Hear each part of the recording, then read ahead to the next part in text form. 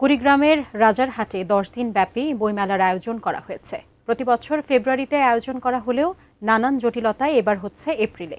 এ বিষয়ে বিস্তারিত জানাতে কুড়িগ্রাম জেলার রাজারহাট উপজেলা থেকে সরাসরি যুক্ত হচ্ছেন আমাদের কুড়িগ্রাম প্রতিনিধি মনোর হোসেন লিটন। লিটন, এই বইমেলার বিষয়ে আপনার কাছ থেকে বিস্তারিত জানতে চাই।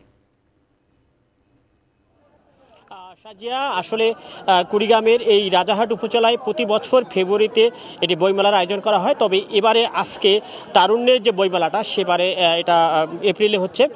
কর্তৃপক্ষ যেটি বলছে, আসলে ফেব্রুয়ারিতে তারা আয়োজন করার চেষ্টা করেছিল, কিন্তু নির্বাচনের পরে আসলে রমজান সব মিলিয়ে তারা নানা একটা জটিলতায় ছিল, সেই জটিলতা কাটিয়ে তারা এপ্রিলেও আয়োজন করতে পারছে।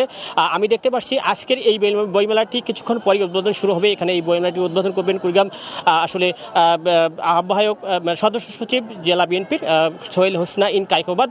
এই কিছুক্ষণের মধ্যে হবে। আমরা এখন এই বইমেলায় আছি। বইমেলা কিন্তু ইতিমধ্যেই অনেকটাই কান্নাকান্নায় পূর্ণ হয়েছে। এখানে বেশিরভাগ যারা আসছে তারা কিন্তু বেশিরভাগ শিক্ষার্থী, বিভিন্ন স্কুল কলেজ মাদ্রাসা থেকে তারা আসছেন। যদি আমি এখানে আয়োজক আছে তার কাছে জিজ্ঞেস করি আসলে এই বইমেলাটার আসলে উদ্দেশ্য কি, যদি একটু বলতেন আর কি। হ্যাঁ, ধন্যবাদ। আমি আসলে এই বইমেলার আয়োজন করে এটাই উপলব্ধি করতে পারছি যে বর্তমান শিক্ষার্থীরা এই আয়োজন দেখে বই পড়তে উদ্বুদ্ধ হবে এবং জ্ঞান পিপাসুর যারা আছে তারা বই পড়তে উদ্বুদ্ধ হবে এবং আমাদের এই সুস্থ সংস্কৃতির চর্চায় তারা আগামীতে সুদৃঢ় পদক্ষেপ নেবে এবং গুরুত্বপূর্ণ পদক্ষেপ নেবে এবং সুস্থ সংস্কৃতির চর্চায় তারা নিজেকে নিয়োজিত রাখবে, এটাই আমাদের প্রত্যাশা। সাজিয়া, আমরা আসলে জানলাম যে আসলে আগামী প্রজন্মকে সুস্থ স্বাভাবিক একটা জাতি উপহার দিতে তাদের এই কার্যক্রম।